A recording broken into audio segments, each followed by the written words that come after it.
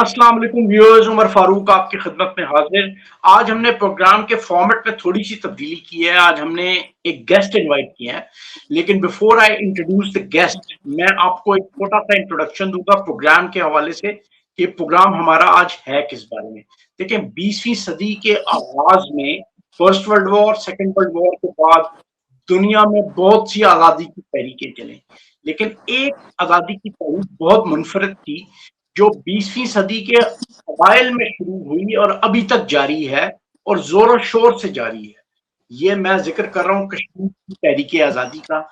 और कश्मीर की तहरीक आज़ादी ने बहुत से नामवर जो हैं फ्रीडम फाइटर्स प्रोड्यूस किए हैं, बहुत से समझदार, जीरक, बड़े मालवा मामला फहम, बहुत बहादुर किस्म के फ्रीडम फाइटर्स प्रोड्यूस किए हैं। उनमें से एक नाम जो है वो यासीन मलिक साहब का है। यासीन मलिक साहब बहुत यंग हैं, कंपैरेटिवली बहुत कम है, लेकिन वो बड़े समझदार भी हैं और बहुत दलेर भी हैं।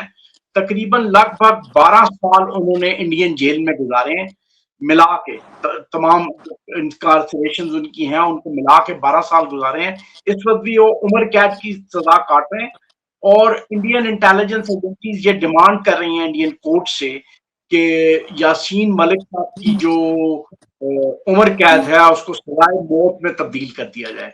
हमने आज इनवाइट किया उनकी वाइफ को, उनकी बेगम को, जो इस्लामाबाद बेस्ड हैं और वो आर्टिस्ट भी हैं, ह्यूमन राइट एक्टिविस्ट भी हैं और इस्लामाबाद के पॉलिटिकल और मीडिया सर्कल में जानी पहचानी शख्सियत हैं। अस्सलाम वालेकुम मिशाल मलिक साहिबा। जी वालेकुम सलाम, thank you for inviting me. Ji thank you. अच्छा, ये बताइए कि जरा अगर ट्रायल के हवाले से आप बता सकें जो भी तफसीलात आपके पास हैं, क्योंकि मेरा ख्याल है आपको कोई ना कोई इंफॉर्मेशन तो पहुंचती होगी जो प्रोसीडिंग्स के हवाले से जो न्यू दिल्ली में शायद हो रही हैं, वो प्रोसीडिंग्स जो हैं उनके हवाले से क्या आपको इतलात पहुंचती हैं? देखिए, इनके साथ डायरेक्ट राब्ते की तो परमिशन ही नहीं है, ना इनसे फ़ोन पे बात करने की, ना कोई ईमेल पे, ना कोई वीडियो कॉल हो, ना कोई फ़िज़िकली मिलना हो। मगर मेरी मदर इन लॉ की बहुत कम इनके साथ राब्ता की इजाज़त दी जाती है, तो उन्हीं के थ्रू पता चलता है। और इनको एक डेथ सेल में रखा हुआ है तिहाड़ के, या तो हमें इंडियन चैनल्स के थ्रू पता चलता है या उनके अखबारों के थ्रू कि उनकी हालत कैसी है। तो अभी जो इनकी लाइफ इम्प्रिजनमेंट हुई थी मई 25 को 2022 के अंदर, 4 साल पहले, वो हुई थी ऊपा, जो इनके जो ब्लैक ड्रैकोनियन लॉज हैं और आईपीसी चार्जेस थे। और अब जो एनआईए है, नेशनल इन्वेस्टिगेशन अथॉरिटी, जो गवर्नमेंट की है, उस दिन जो फैसला हुआ था 25 मई 2022 को कि 2 लाइफ इम्प्रिजनमेंट्स हैं, उसके बाद एनआईए दिल्ली हाई कोर्ट में गई गवर्नमेंट की तरफ से, उसने कहा कि ये इनफ नहीं है 2 लाइफ इम्प्रिजनमेंट, इनको फांसी दी जाए। तो अभी इस वक्त वही केस चल रहा है इनका दिल्ली हाई कोर्ट के अंदर, और वहाँ पे अभी जो हेयरिंग इनकी हुई है, और उसके अंदर जो रिसेंट 22 अप्रैल को, उसके अंदर भी उन्होंने अपनी तरफ से रिजॉइंडर जो है वो दिया है प्रोसिक्यूशन वालों ने, और वो अब यासीन साहब को वो देंगे, क्योंकि यासीन साहब ने एफिडेविट दिया है, वो भी काफ़ी ज़्यादा एक लेंथी एक एफिडेविट था, जिसमें उन्होंने ओवर द इयर्स बताया डेकेड्स उनके साथ क्या क्या हुआ, कितने 7 प्राइम मिनिस्टर्स ऑफ इंडिया से उन्होंने इंगेज किया ऑफिशियली, और पाकिस्तान की स्टेट के साथ ऑफिशियली किया, बाहर की इंटरनेशनल इस्टेब्लिशमेंट के साथ एक ग्लोबल पीस मैकेनिज़्म बनाने के लिए, ताकि कश्मीर का मसला हल किया जाए। और वो ऑफिशियल कैपेसिटी थी सारों की, मगर बदकिस्मती से जो रिस्पांस आया है रिजॉइंडर के अंदर एनआईए की तरफ से, उसमें उन्होंने यही कहा है कि ये सिंपैथी की बात है, चाहे वो ब्यूरोक्रेट्स को मिले हों, चाहे वो प्राइम मिनिस्टर्स को मिले, हमारा कोई लेना देना नहीं। तो it's very shocking, it's a very critical stage, और अब अगली हेयरिंग 21 जुलाई को इस हैंगिंग केस की आनी है। अच्छा, ये बताइए मिशाल मलिक साहिबा कि आप बाय ओरिजिन कश्मीरी नहीं हैं, लेकिन बाय बर्थ आप पाकिस्तान की सिटीजन हैं। तो ये आपको ख्याल कैसे आया कि यासीन मलिक से शादी का मतलब है ट्रबल? यासीन मलिक के पीछे 7 लाख फौज, पूरी सिक्योरिटी ऑपरेटर, पूरी दिल्ली का, इंडिया का पूरा सिक्योरिटी ऑपरेटर्स उनके पीछे, वो अकेले जनाब फ्रीडम फाइट कर रहे हैं इंडियन हेल्थ कश्मीर में। तो आपको क्या सूझी, उनसे शादी किस तरह हुई? आप देखिए, ये तो अल्लाह के हाथ में होती है कहाँ शादी होनी है, स्पेशली ऐसे जो फैसले होते हैं।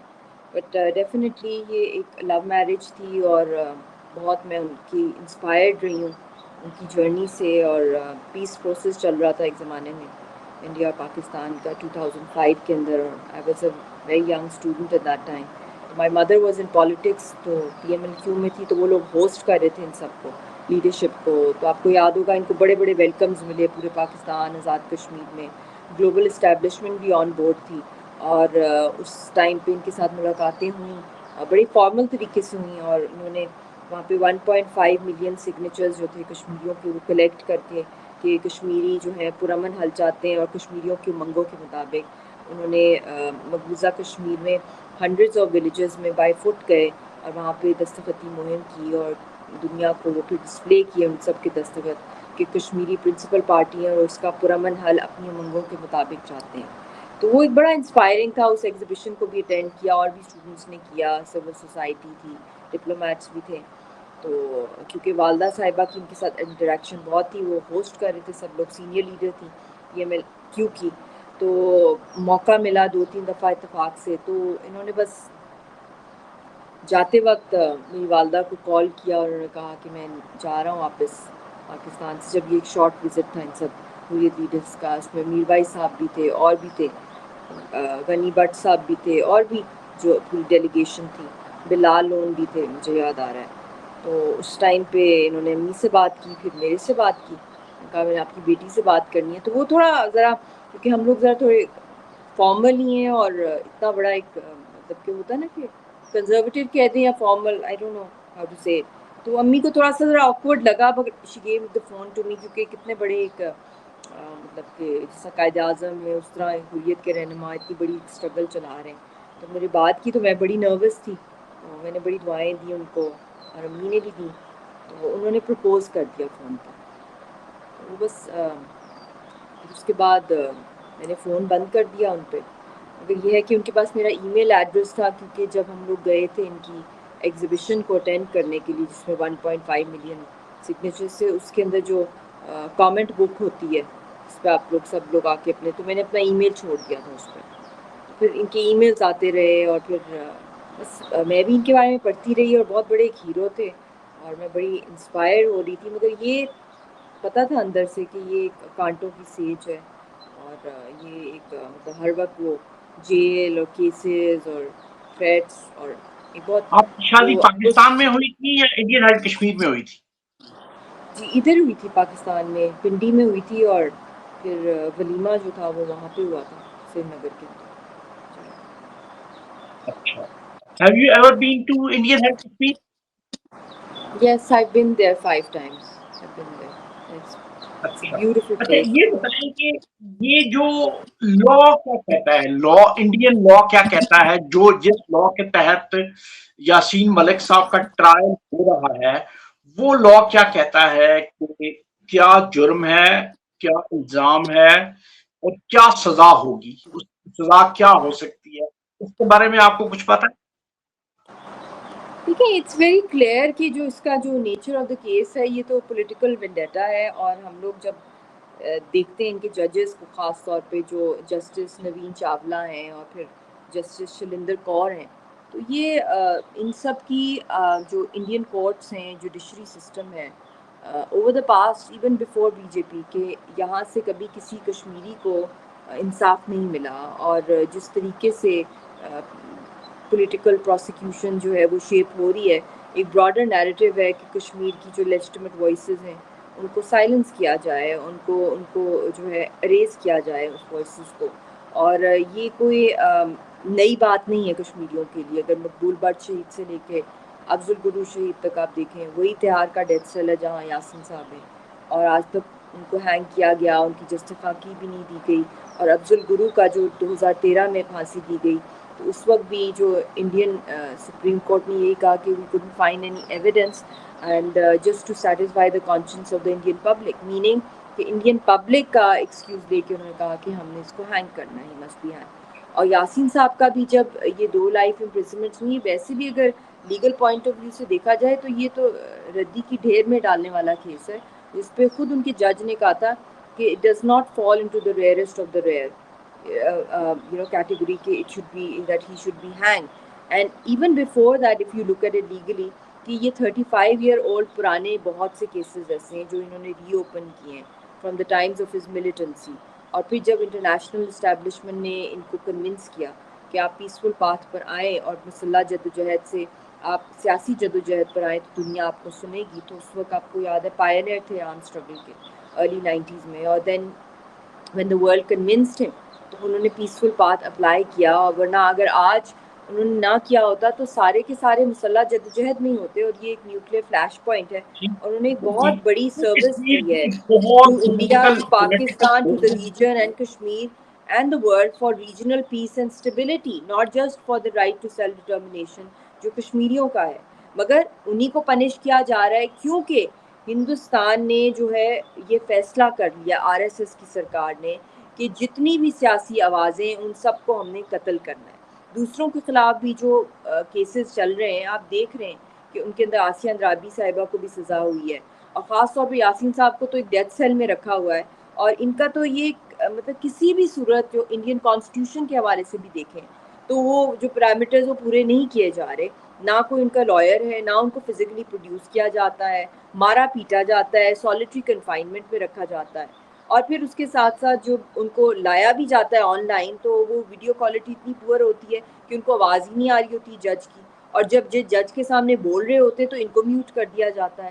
تو یہ تو یک طرفہ ایک جوڈیشل ٹیررزم ہو رہا ہے یاسین صاحب کے ساتھ خاص طور پہ. یہ پورا ایک قتل کا منصوبہ ہے جو کہ بہت جی جی ان پرسن اپیرنس نہیں ہے کورٹ میں ان کی, جی کوئی ان پرسن نہیں ہے, ویڈیو لنک کے ذریعے اپیرنس ہوتی ہے. یس بالکل بھی نہیں ہے. جو اور دیکھیں کراس ایگزامینیشن جو ان کے ایئر فورس کا کیس جو ہے جو جموں کے اندر ہے, جج نے وہاں سے 3 دفعہ کہا ہے کہ یاسین صاحب کو یہاں پہ فزیکلی پروڈیوس کیا جائے, تہار سے ان کو لے کر آئیں, پروڈیوس کریں یہاں پہ تاکہ وہ کراس ایگزامینیشن کریں وٹنسز کی. وہ بھی دنیا کے اندر آج تک ایسا پریسیڈنس نہیں سیٹ ہوا کہ اس کے اندر بھی پرمیشن نہیں دی گئی. جب جج بھی کہہ رہا ہے, اوپر سے این آئی اے نے جو ہے وہاں پہ جو گورنمنٹ کی طرف سے اعتراض ڈال دیا ہے کہ it is a security risk to send, تو وہ کس اچھا طریقے سے یہ کراس بتائیں ایگزامینیشن آپ کی امید کیا ہے, آپ کی ایکسپیکٹیشن کیا ہیں؟ یہ سارے حقائق آپ کے سامنے ہیں. انڈین کورٹس کا, انڈین جوڈیشری کا بڑا ڈوبیس سا رول آپ کے سامنے ہے. تو آپ کی ایکسپیکٹیشنز کیا ہیں کہ یاسین ملک کے ساتھ کیا ہونے جا رہا ہے؟ دیکھیے میں سمجھتی ہوں کہ اس وقت ایک آئیڈیل جو ہے ہمارے پاس ایک انوائرمنٹ ملی ہوئی ہے. لکلی جب انڈیا پاکستان کی جو جنگ ہوئی ہے پہلگام کے ٹیرر اٹیک کے بعد, جو فالس فلیگ انڈیا نے کیا, اور وہ جنگ بھی کشمیر پہ ہی لڑی گئی کیونکہ کشمیر کا ہی پانی تھا اور پہلگام بھی مقبوضہ کشمیر میں ہے. تو اس کے بعد جو پاکستان کو گلوبلی میں سمجھتی ہوں ایک ڈیفنس ڈپلومیسی میں ایک پہلے وکٹری ملی اور پھر ڈپلومیسی کے اندر بھی ایک ایج ملی. اس ڈیفنس ڈپلومیسی سے ہم نے دیکھا ہے کہ ایک سیکیورٹی ڈپلومیسی کے اندر بھی پاکستان جو ہے گلوبلی انٹروڈیوس ہو گیا ہے. اور جب سیکیورٹی ڈپلومیسی میں آپ آ جاتے ہیں تو اس کا مطلب یہی ہوتا ہے کہ آپ پیس ڈپلومیسی میں آ گئے, اور پیس ڈپلومیسی میں آنے کا مطلب ہے اکانومی. تو یہ سارا اس کا ایک اسپائرل افیکٹ ہے. ایک برکت بھی ہوئی ہے کہ کشمیر کے اوپر جنگ لڑی گئی ہے جو ان کو اتنی بڑی فتح اللہ تعالیٰ نے دی, جو کاش 5 اگست کے بعد کوئی اگریسو میجرز یونائٹڈ نیشنز میں انٹرنیشنلی کیے جاتے. اور میں کافی عرصے سے بات کر رہی ہوں کہ پاکستان کی جو گورنمنٹ ہے وہ انٹرنیشنل کورٹ آف جسٹس میں یاسین صاحب کا مقدمہ لے کے جائے, کیونکہ مطلب وہ ایک دہشت گرد کا مقدمہ کلبھوشن یادو کا اگر لے کے جا سکتے تو وائی کانٹ وی. تو یہ بھی بہت ضروری ہے. اور اس کے ساتھ ساتھ میں سمجھتی ہوں کہ ایک ٹائم پہ کچھ عرصہ پہلے بورڈ آف پیس کی بھی بات ہوئی تھی, اور وہ امریکہ کا جو غازہ کے لیے بن رہا تھا, اس وقت بھی میں نے یہی پرپوز کیا تھا کہ بورڈ آف پیس جو ہے وہ کشمیر پہ ہونا چاہیے, not undermining the U N resolutions, but جو یہ بورڈ آف پیس بنے اس کے اندر China and America both should be on board.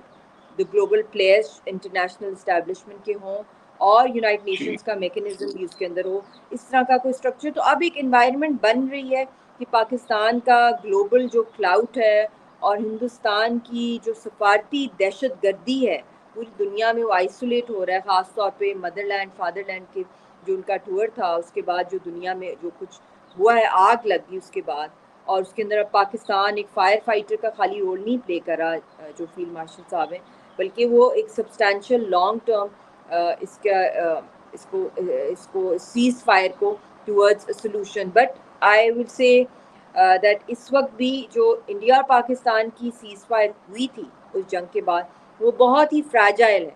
آج پھر کوئی فالس فلیگ آپریشن ہو تو پھر جنگ چھڑ جائے گی اور اصل مدعا کشمیر کا مدعا. یہ تو بتائیے اس یہ لیے بتائیے کہ اس کانٹیکس کے اندر یاسین صاحب کو اور حریت لیڈرشپ کو ریلیز کرانا ہماری ٹاپ موسٹ پاکستان کی اسٹیٹ کی اس وقت جو ہے کنڈیشن اچھا ہونی چاہیے یہ بتائیے کہ انٹرنیشنل. آپ کشمیری لیڈرز کے ساتھ کانٹیکٹ میں ہوں گی، حریت کانفرنس کے کشمیری لیڈرز کے ساتھ.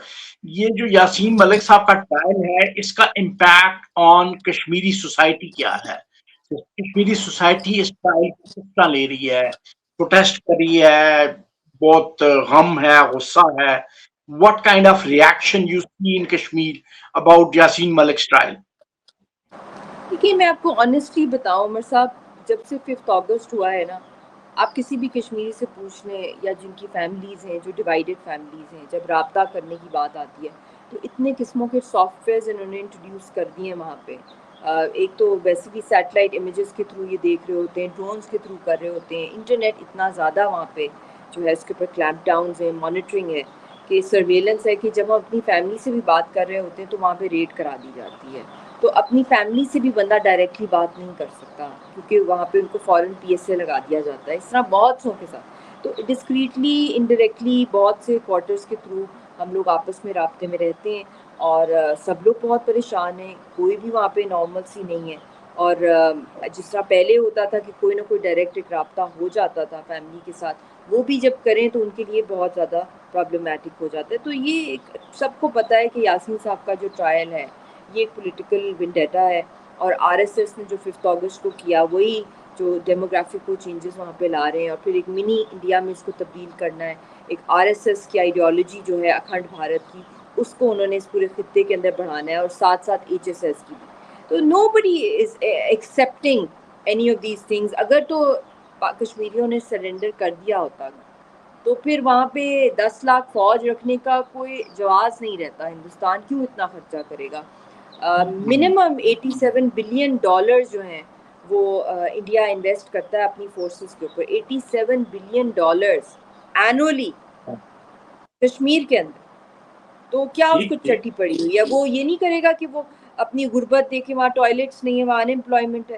تو مسئلہ ہے، بہت بڑا مسئلہ ہے. And I think for the larger South Asia اور global and regional peace we need to come forward and especially جو ایمرجنسی سچویشن ہے یاسین صاحب کی، جو ہیلتھ گراؤنڈ جو مجھے سب سے بڑی پریشانی ہے کہ کیسز تو چلتے ہی رہتے ہیں جب سے انہوں نے اس تحریک میں بچپن سے اتنا حصہ ڈالا ہے، وہ تو ہو ہی رہا ہے ان کے ساتھ. مگر جو ان کی میڈیکل گراؤنڈز ہیں اس بیسس کے اوپر I urgently demand the United Nations world bodies اور کمیشن آف انکوائری ہو، ان کو ہاسپٹلائز کیا جائے اسپیشلائزڈ کارڈیک فیسلٹیز میں. ان کو ایک میٹالک ہارٹ ویلو ہے ان کا جو ان کو ارلی 90s میں ہندوستان کی سرکار نے جیل میں ان کو زہر دیا تھا. اس کے بعد میٹالک ہارٹ ویلو ایک مشین ہے اور وہ پچھلے 5 سالوں سے ایکسپائرڈ ہے. یہ ایک اتنا بڑا معجزہ ہے کہ وہ اب بھی چل رہی ہے مشین اور ان کا ہارٹ بیٹ کر رہا ہے. But any moment suddenly it can stop. It has to be replaced and also to call for a moratorium against this hanging. This is unacceptable. یہ بتائیں آپ گورنمنٹ آف پاکستان سے کانٹیکٹ میں ہیں یاسین ملک صاحب کے جو کیس ہے اس کے حوالے سے؟ اور گورنمنٹ آف پاکستان کی کیا پوزیشن ہے، کیا کہتے ہیں آپ کے گورنمنٹ آف پاکستان والے؟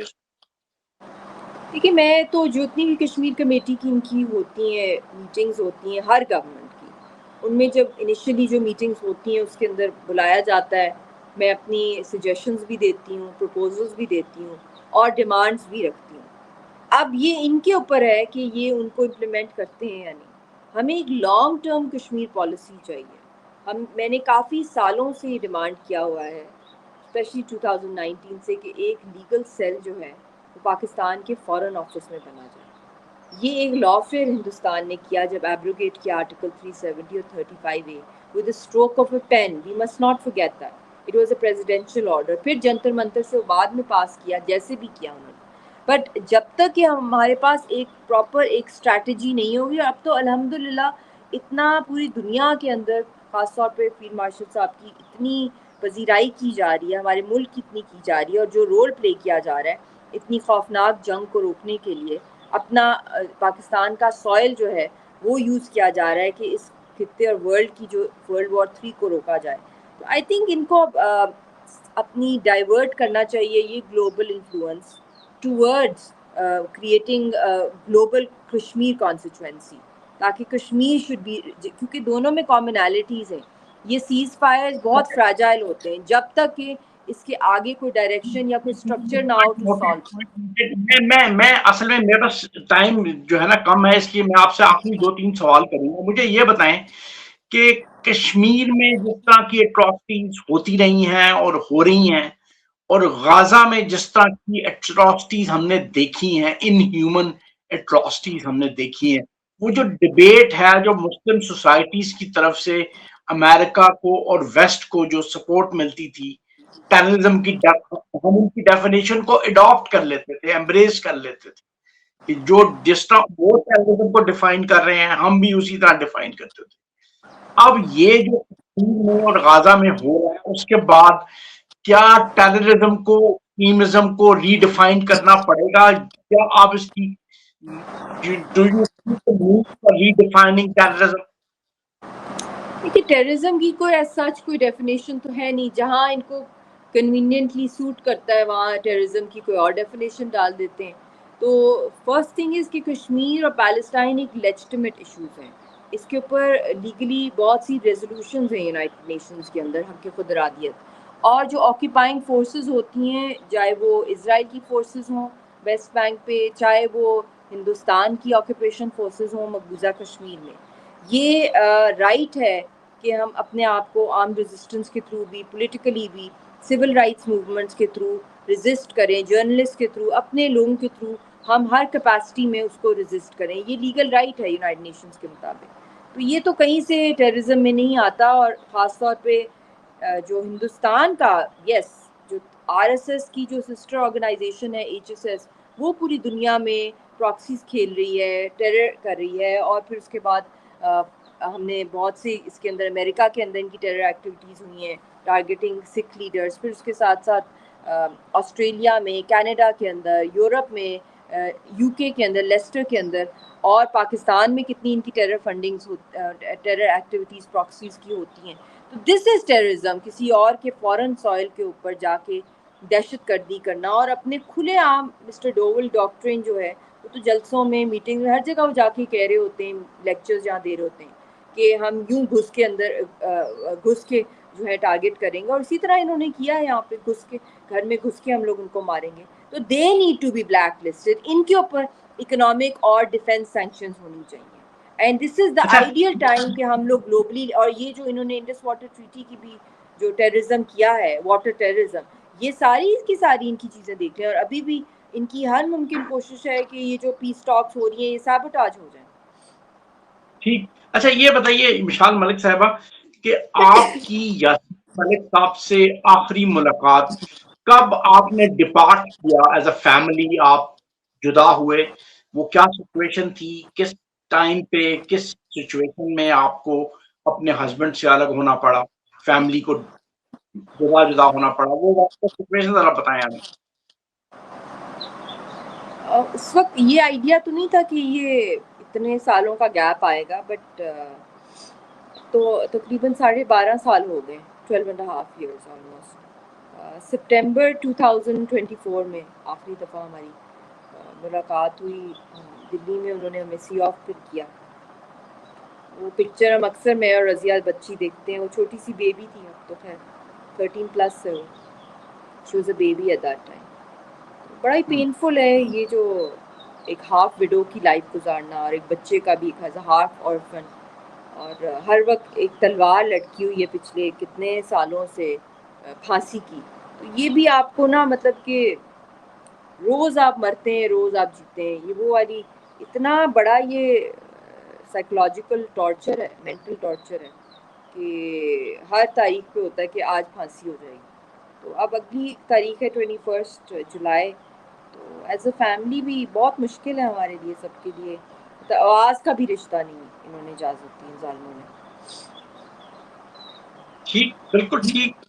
جناب آپ نے ملاحظہ کیا بشال ملک صاحب کی گفتگو، یہ میرا خیال ہے جو یاسین ملک صاحب کی جو اسٹرگل ہے وہ اس کی ورلڈ ریکگنیشن ہونی چاہیے. میرا خیال ہے جو سینسٹیو لوگ ہیں، جو سمجھنے والے لوگ ہیں، انسانی مسائل کو سمجھنے والے لوگ ہیں، وہ یاسین ملک کی اسٹرگل کو سمجھتے ہیں، اور جو پین فیملی برداشت کر رہی ہے وہ پین میرا خیال ہے ہر پاکستانی کو فیس کرنا چاہیے. تو آج کے پروگرام کے لیے اتنی ہی تھی بات. کل انشاءاللہ ایک نئے موضوع کے ساتھ آپ کی خدمت میں حاضر ہوں گے. اللہ حافظ.